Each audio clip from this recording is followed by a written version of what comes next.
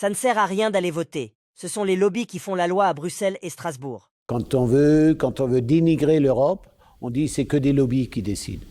Vous savez, les lobbies existent, les lobbies font leur travail, que ça soit, pour ne pas les citer, les grandes entreprises, les entreprises qui veulent essayer de négocier pour qu'ils dépensent moins d'argent et tout ça.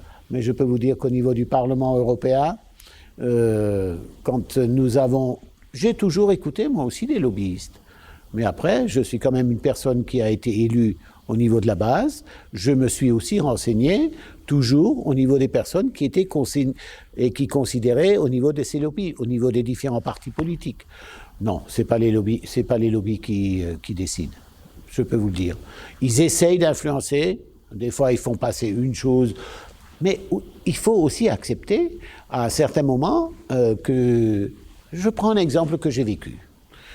Une ampoule électrique. Quand on est passé au LED, on n'avait pas les moyens de faire du LED.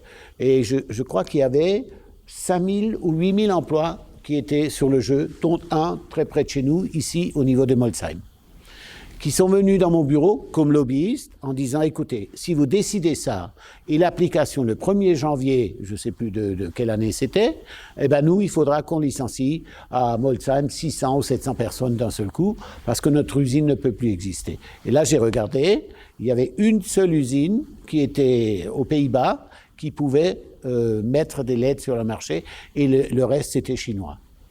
Donc là, j'ai quand même pensé aux 800 salariés qui travaillaient dans cette usine et le lobbyiste, soi-disant, qui est venu, qui m'a dit « Laissez-nous encore 1 an et on sera capable de fabriquer des LED ». Et là, on a réussi à mettre 1 an de plus pour que cette usine n'avait pas besoin de fermer. Elle est encore ouverte aujourd'hui.